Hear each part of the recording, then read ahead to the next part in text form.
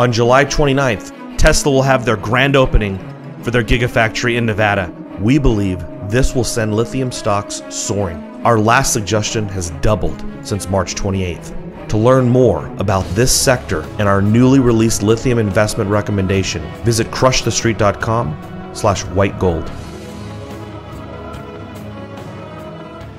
Hello everyone and welcome into crushthestreet.com. I am Kenneth Amaduri and I'm joined today with someone very interesting, actually, specifically today to speak to with all that's going on in the markets. The Dow has had a big move down today, and silver and gold are up pretty substantially. Even Bitcoin is up. I'm looking at it at the moment. And it was all primarily on jobs news.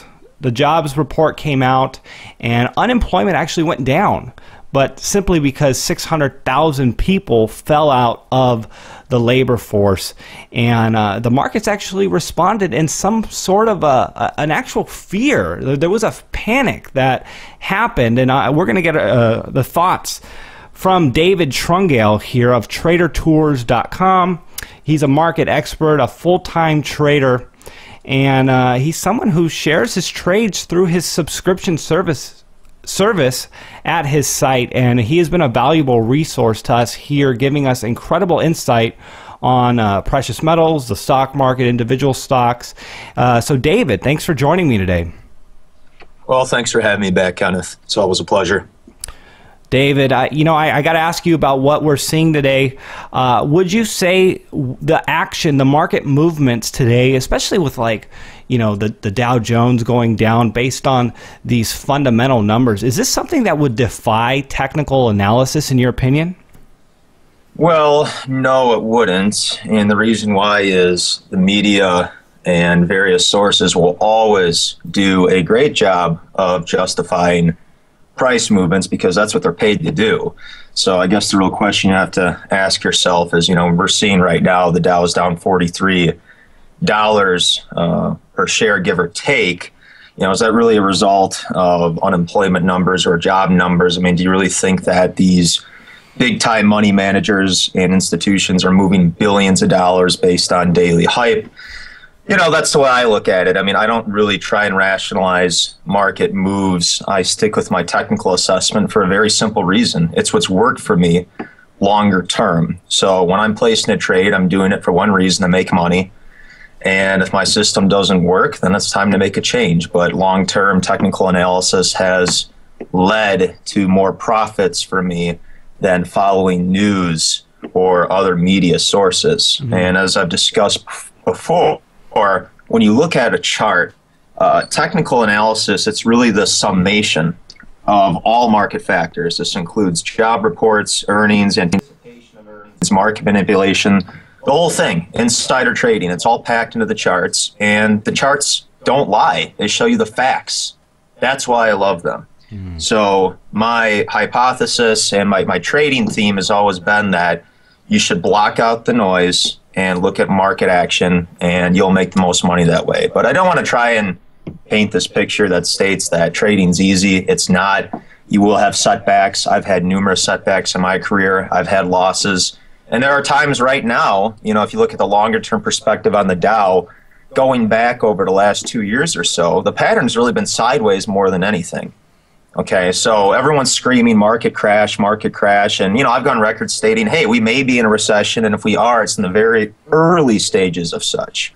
But with that being said, these movements take a long time to play out. In fact, I'm looking at a 3-year weekly chart right now. So really the last high the Dow set, as far as an all-time high goes, was way back in May of 2015 at around 18,350.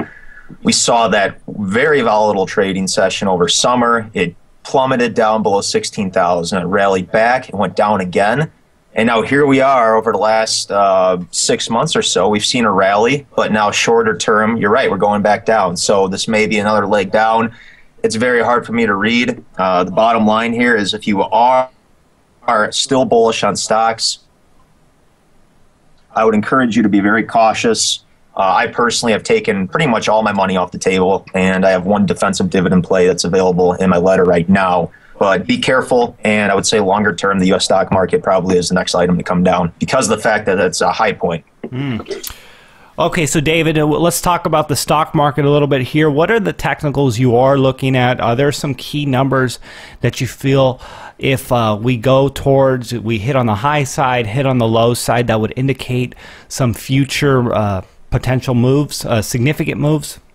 Well, sure. I use long-term moving averages. There is no magic moving average to use, but those lines can give you a great idea of where you're at in the market and get a feel for the trend. The 200's a big one. If you want to go real long-term, you can even put a 400 or 500-day moving average on the Dow, and that certainly has rolled over to some extent. Like I said, we're going through these volatile swings, and we may be in for another move down. If you want to get shorter term, and by the way, Ken, for the perspective, just trying to reach out to your audience here, and when I do these interviews, I'm usually trying to assess things on a longer term scale. Because if I tell you right now, we'll short the Dow, it's going lower. Well, what does that really mean? It might go down, next week and then pop back. So that's why I have the email support at my website so I can communicate with people. Perfect example, last time, or not last time, but I think it was maybe 6 months ago or a year ago, I was talking about Disney, and that was a trade I had done very well on. But then in a single day, there was a 10-point drop supplemented with a downward gap, which is a bearish sign, and that triggered me to sell out. Well, again, I wasn't on an interview like this, so I couldn't tell the audience that. So I shot out an email to all my subscribers. I reached out to Dan. I said, hey, I think it's going down. But then when I followed up a month later, it had already fallen more. So communication is key with these short-term trades. So again, I don't get too short-term, on these particular markets. But longer term, what would I expect for the Dow?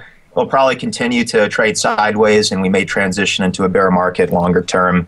And it's hard for me to put an exact number on this. And I always tell people, too, if you're not sure, it's okay just to step back, and, you don't have to do anything crazy. Just start small, and if things go well, you can always add to a position later on. So even if you are someone that bought an inverse ETF against the Dow, or you're buying puts, see how it goes. And if we continue to drop, and, hey, maybe if we do take another leg down and we blast through that lower support level of 16,000, you could always add to a position that way.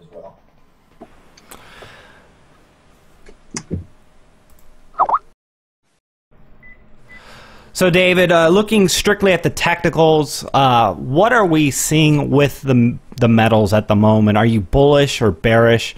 And to what degree are you in either direction?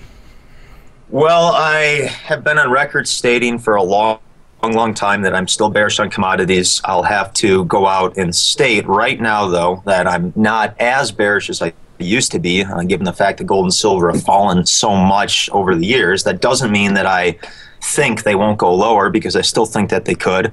I still think that new 52-week lows could be tested. It all depends on your time frame and what perspective we're looking at. Obviously, over the last 6 months, both gold and silver have had a rally, but I still would call this a rally within a long-term bear market. And one thing about market psychology and technical analysis is that when something falls from a historic high, such as gold and silver did, they've come down quite a bit since their 2011 all-time highs. It's always going to be pretty difficult to recover. There's a lot of resistance to overcome. So as these markets attempt to climb, a lot of people that got hurt are going to sell into that strength, and resistance will be hit, and it will knock the price back down. But as far as long-term forecasts, again, with technical analysis, even though I have made price predictions in the past, I try and stay away from it, and that's because market conditions can change. So silver, for example, if you were to ask me, where do I think it's going to be in 5 years? The truth is, I really don't know. If I had to take a wild guess, maybe somewhere where it's at now, but that could totally change if silver keeps going up. If silver breaks, let's say, $20 or $25 an ounce, that would be indicative that it could perhaps go higher. And then my next target might be 30 or 35. And if that happened, then it could, so what I'm getting at is you have to take things one step at a time. I don't see, though, this current rally as a signal that we're in a new powerful bull market, at least at this time. So, my year-end assessment on silver, I could give you a pretty broad range where I think it will be, probably somewhere in between $10 and $20 an ounce, where it's at now. This consolidation has been pretty extensive longer term, but I still would consider myself a commodity bear. But I'd like to reiterate one more time that, because of the fact that gold and silver have fallen so much, there probably is more room for the Dow to fall than gold and silver. But what people fail to mention is that just because something may have bottomed, and again, I want to be clear here, I've said silver could go to 12 or lower. I still think that could be the case, but even if I'm wrong, and let's just hypothetically say the bottom for silver is in, what people don't talk about is the fact that just because something has bottomed, or if it has bottomed, markets tend to move sideways for a while. They consolidate. So a lot of people might look at this and say, oh, it's a great buying opportunity. Well, again, that's not necessarily true. I mean, what if silver sits here at about 15 an ounce and it does that for the next 2 years? That's not really a lucrative market to be in unless, of course, you're selling calls that are out of the money or you're trading that particular pattern. So I'm assuming that most people that are listening to this, again, they're purchasing silver if they are from an investment perspective or from a speculative perspective. Buying now and they're hoping to sell to someone else at a higher price in the future. David, thanks again for coming on the show with me and sharing with us your insights and analysis. If people want to learn more about what you do and the services you offer, where would they go and what would they find? Well, it's really pretty simple. You can just go to the website, TraderTours.com. It's an email newsletter that I send out, and it's also supplemented with trading packets. I actually have some PDFs and guides that I shoot out via email. It goes over some very specific patterns and things that I like to see.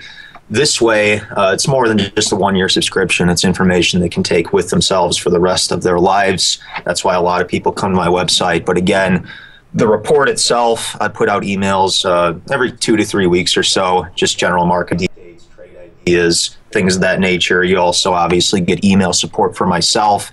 So it's not the type of deal where you sign up and I'm turning my back on you. 24-hour support is there. If you have a question or you want me to bounce my thoughts off of a trade idea, just shoot me an email and I'm there to help. Everyone, this is David Trungale with TraderTours.com. Again, David, thanks for coming on the show with me today. Well, it's been fun, Kenneth, and thanks again for inviting me.